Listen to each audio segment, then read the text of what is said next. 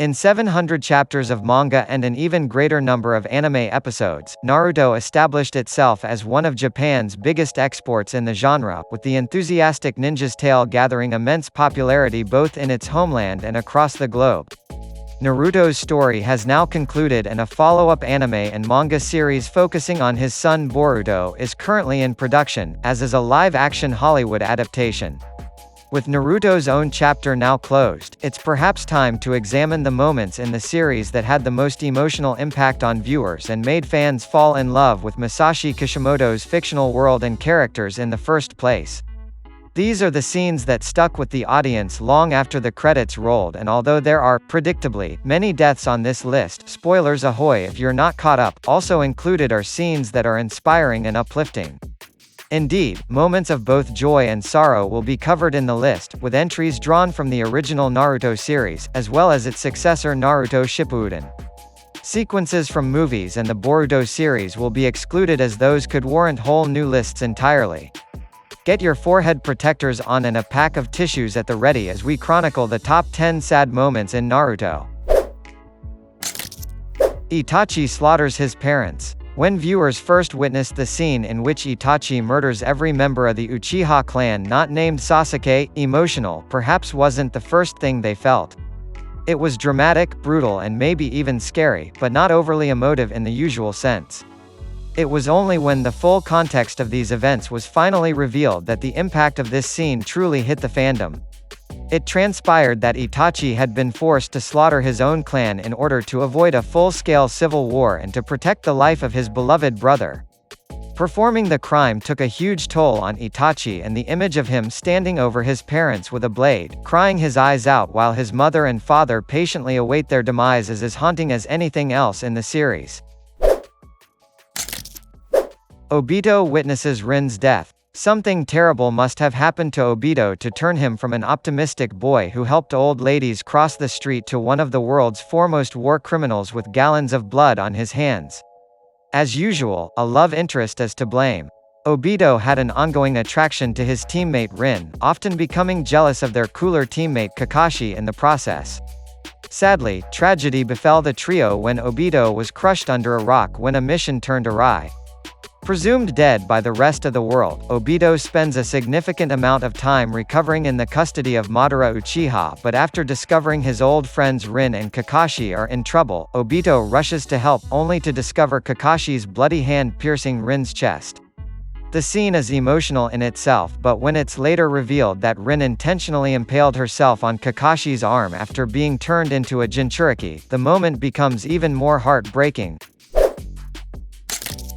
Asuma's death. Asuma Sarutobi may have only been a supporting character in the Naruto franchise, but his death had ramifications that rippled throughout the entire series. The relaxed Jonin team leader was battling Akatsuki member Hidan and fell victim to the villain's strange ritual-based techniques. Luckily, he manages to squeeze in one last cigarette and an emotional speech before departing. Asuma's death had a huge effect on Konoha 11 member Shikamaru, who had previously been one of the most laid-back and unaffected characters in the series.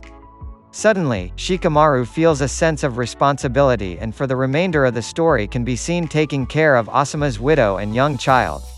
Shikamaru would get his revenge against Hidan before long and manage to fulfill Asuma's will of protecting the next generation. Gaara's sad backstory. Gaara originally appeared as a villain in the early days of Naruto. The titular hero managed to coax Gaara over to the good guys' side after a huge showdown. Subsequently, Gaara needed a strong backstory to explain to viewers why he was originally so dastardly and to help them understand why he'd now aligned himself with Naruto. The resulting flashbacks did just that and much more, with a deeply upsetting story that both explained Gaara's hate and anger and endeared him to fans for the remainder of the series. After Gaara was born prematurely, his mother tragically passed away. Since his Kazekage father was only interested in using the child as a Jinchuriki weapon, it was left to Gaara's kind-hearted uncle, Yashimaru, to bring up the youngster and attempt to impart his mother's kindness and love onto him. Sadly, Gaara's father coerced Yashimaru into attempting an assassination on the boy in an attempt to strip him of all love. Although he survived, Gaara was mentally scarred by the events and began his descent into evil. Naruto finally meets his parents. This entry melds two moments into one entry as both are very much worthy of inclusion but for exactly the same reasons. As an orphan from the very first day of his life, Naruto wouldn't have expected to ever see his parents. However, thanks to the power of anime logic, he was actually able to encounter both in two highly emotional scenes. Upon meeting his father for the first time, Naruto initially unleashes over a decade of pent-up rage towards his old man, but this quickly fades into father and son love. The scene where Naruto meets his mother is arguably even more emotional, with the protagonist quickly breaking into tears. Fittingly, both parents manage to help Naruto deal with the nine-tailed fox that they were responsible for sealing within him, and although the meetings were brief, they packed a heavy emotional punch. Zabuza and Haku depart side by side. Former swordsman of the Mist Village Zabuza and his androgynous apprentice Haku were Naruto's first proper villains, but the duo weren't especially evil.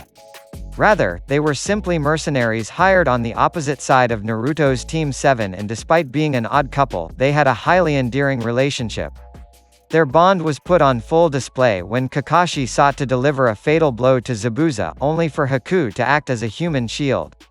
Initially, the swordsman didn't seem fazed by his partner's death, but after Naruto employed his legendary Tak no Jutsu, Zabuza began to reveal his true feelings towards the young ninja before going on one last desperate vengeance spree against his former employer. With death imminent, Zabuza requests to be laid next to Haku, and in an emotional show of respect, the Konoha ninja comply, proving this duo to be two of the more relatable villains in the franchise.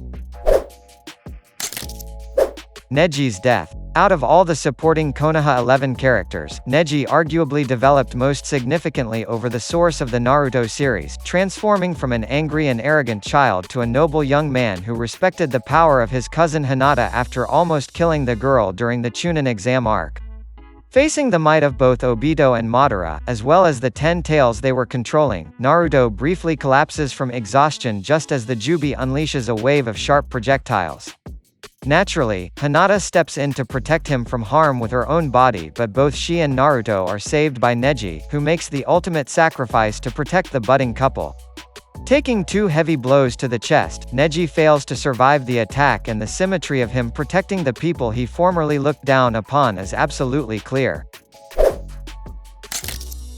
Minato's final farewell. The battle against final villain Kaguya was emotional enough, but Naruto Shippuden had a tear-jerking ace up its sleeve to really ramp up the drama in the final stages. Thanks to the Edo Tensei reanimation technique, Naruto had been given a chance to fight alongside his father, Minato. Inevitably, the time arrived for that jutsu to end and for Minato to return to the afterlife, and the exchange between father and son in these final moments is nothing short of heart-breaking. From Naruto mirroring his mother's famous speech to Minato wishing his son a happy birthday, the scene is dripping with emotion and, fittingly, is the series' final absolutely soul-crushing moment. The fact that viewers were fully aware this scene was coming doesn't soften the blow one bit. Itachi's death. Not many characters could get away with dying once in a highly emotional scene and then coming back to do it all over again with an even more intense send-off. Then again, Itachi Uchiha is not most characters. After an epic fight with his brother Sasuke, Itachi succumbs to the effects of a terminal illness, and finally, his intimidating facade drops. In his last living moments, Itachi apologizes to his brother, gives him one last smile and a playful poke before dropping to the ground, leaving his younger sibling reeling in shock. Later in the series, Itachi is one of the many characters revived by the Edo Tensei, although he manages to sever the technique's ties and remain independent. He teams up with Sasuke to take out Kabuto, and immediately after the battle, begins his return to the afterlife.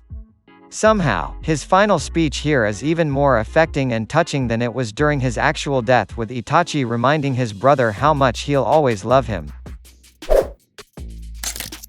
Jiraiya's death. Naruto didn't often kill main characters, but when it did, the impact was keenly felt.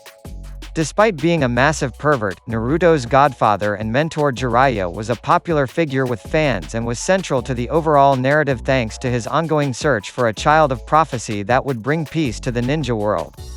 Unfortunately, one of Jiraiya's former students would herald the Toad Sage's own downfall when Nagato, under the evil influence of Toby, morphed into the villainous Pain. Determined to clean up his own mess, Jiraiya confronted his former pupil but was overpowered by the power of the Rinnegan and in an intensely emotional scene, died alone in the rain.